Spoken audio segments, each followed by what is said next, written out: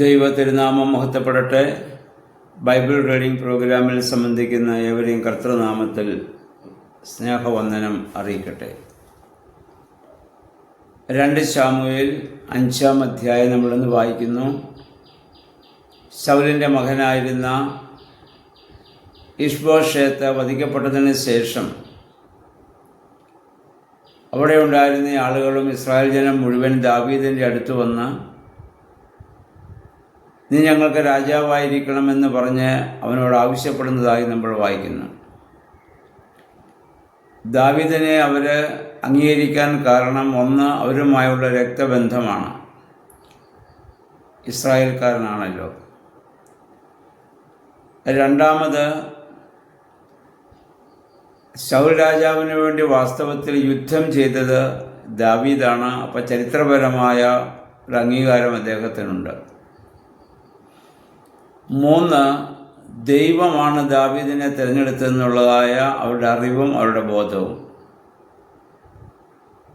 ഈ 3 കാര്യങ്ങളാണ് ദാവീദിനോട് അവരൊന്ന് ആവശ്യപ്പെടുന്നു, നീ ഞങ്ങൾക്ക് മൊത്തം രാജാവായിരിക്കണം. അപ്പോൾ ദാവീദ് അത് സമ്മതിക്കുകയാണ്. അങ്ങനെ അവൻ രാജാവായി സ്ഥാനമേൽക്കുമ്പോൾ പ്രായം ഇവിടെ പറയുന്നു 30 വയസ്സ് പ്രായമായിരുന്നു. പിന്നെ 40 വർഷം ഇസ്രായേൽ ജനത്തെ അവൻ രാജാവായി വഴി നടത്തി. 40 വർഷത്തിൽ 7 വർഷം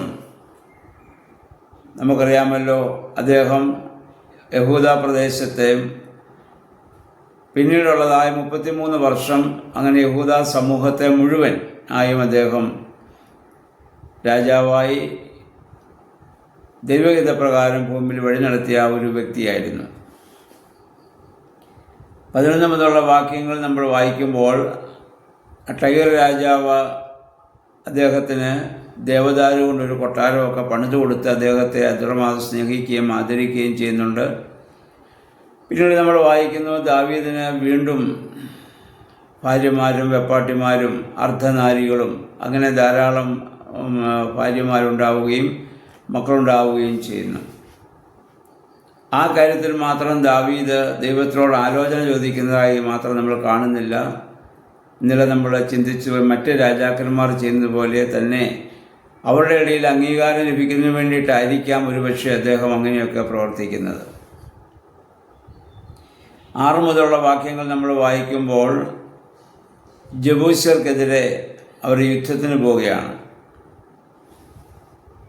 അപ്പോൾ ദാവീദിനോട് അവർ പറഞ്ഞു, നിന്നെ തടയാൻ കുരുടനും മുടന്തനും ഒക്കെ മതി. കാരണം അത്രമാത്രം സംരക്ഷിതമായ കോട്ടകളാൽ ആ പട്ടണം സൂക്ഷിച്ചിരുന്നു എന്നാണ് അതിനർത്ഥം. ആരോഗ്യമുള്ളവൻ പോലും വേണ്ട, അന്ധനും കുരുടനും നോക്കിയാലും ദാവീദിനെ തടയാൻ പറ്റുമെന്ന് പറഞ്ഞ് അവർ ദാവീദിനെ അപഹസിക്കുന്നതായി നമ്മൾ കാണുന്നുണ്ട്. പക്ഷേ ദാവീദ് നിഷ്പ്രയാസം അദ്ദേഹത്തിന് അവരെ ജയിക്കാൻ സാധിക്കുകയാണ്. നീർപ്പാത്തി എന്നൊരു വാക്കുകൂടെ ഉണ്ട്, അതിലൂടെ ചെന്ന് എന്ന് പറഞ്ഞാൽ ഈ കോട്ടയ്ക്കുള്ളിലെ മലിനജലം പോകുവാനുള്ള നീർച്ചാലുകളായി നമുക്കതിനെ കാണാവുന്നതാണ്. 10-ാം വാക്യത്തിൽ നമ്മൾ വായിക്കുന്നത്, ദാവീദ് മേൽക്കുമേൽ എല്ലാത്തിലും അവൻ ജയം നേടുകയാണ്. അതിൻ്റെ കാരണം ഇവിടെ പറയുന്നു, സൈന്യാധിപനായ യഹോവയായ ദൈവം അവനോട് കൂടെ ഉണ്ടായിരുന്നു എന്നുള്ളതാണ്. പ്രിയമുള്ളവരെ, കർത്താവ് നമ്മുടെ കൂടെ ഉണ്ടെങ്കിലാണ് നമുക്ക് എല്ലാത്തിനെയും അതിജീവിക്കാൻ സാധിക്കുന്നത്. മത്തായിയുടെ സുവിശേഷം 28-ാം അധ്യായത്തിൻ്റെ 20-ാം വാക്യം അവസാനത്തെ വാക്യമായി കർത്താവ് പറഞ്ഞു, ഞാൻ നിങ്ങളെ അനാഥരായി വിടുകയില്ല, കണ്ടാലും ലോകാവസാനത്തോളം എല്ലാ നാളും ഞാൻ നിങ്ങളോട് കൂടെ ഉണ്ടാകും. പക്ഷെ ആ ദൈവ സാന്നിധ്യം നമുക്ക് തിരിച്ചറിയുവാനോ ആ ദൈവത്തോട് ആലോചന ചോദിക്കാനോ നമുക്ക് പലപ്പോഴും സാധിക്കുന്നില്ല. ഇസ്രായേൽ ജനമൊക്കെ ദാവീദിൻ്റെ അടുത്ത് വന്നപ്പോൾ ദൈവസന്നിധിയിൽ വെച്ചാണ് ദാവീദ് അവരുമായിട്ടുള്ള ഒരു ഉടമ്പടി ചെയ്യുന്നത്.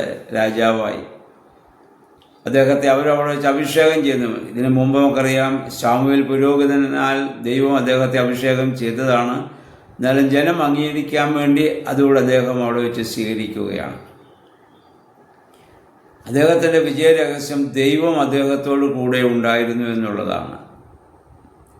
നമുക്കും എപ്പോഴും ദൈവം നമ്മോട് കൂടെ ഉണ്ടാവണം. പ്രാർത്ഥനയും ധ്യാനവും വചന അല്ലെങ്കിൽ വേദവചന വായനയും എല്ലാം അതിന് നമ്മെ സഹായിക്കണം. 17 മുതലുള്ള വാക്യങ്ങൾ നമ്മൾ വായിക്കുമ്പോൾ ഫെലിസ്ത്യരെ ദാവീദ് വീണ്ടും തോൽപ്പിക്കുന്നതായി നമ്മൾ കാണുന്നു. അവിടെയും ദാവീദ് ഫെലിസ്ത്യർ അദ്ദേഹത്തോട് യുദ്ധം ചെയ്തപ്പോൾ ഞാൻ എന്ത് ചെയ്യണമെന്ന് ദാവീദ് ദൈവത്തോട് ആലോചന ചോദിക്കുന്നതായി നമ്മൾ കാണുന്നു. ദാവീദിൻ്റെ ജീവിതത്തിലെ ഏറ്റവും വലിയ ഒരു വിജയം ദൈവത്തോട് എല്ലാ കാര്യങ്ങളിലും ആലോചന ചോദിക്കുന്നു എന്നുള്ളതാണ്. 23 വാക്യങ്ങൾ അന്ന് അപ്പോൾ ദാവീദ് പറയുന്നൊരു വാക്യമുണ്ട്. 20-ാം വാക്യം, ആ ഫെലിസ്ത്യരെ ജയിച്ചു കഴിഞ്ഞപ്പോൾ ദൈവം വെള്ളച്ചാട്ടം പോലെ അവർ എൻ്റെ മുന്നിൽ ചിതറിച്ച് കളഞ്ഞു.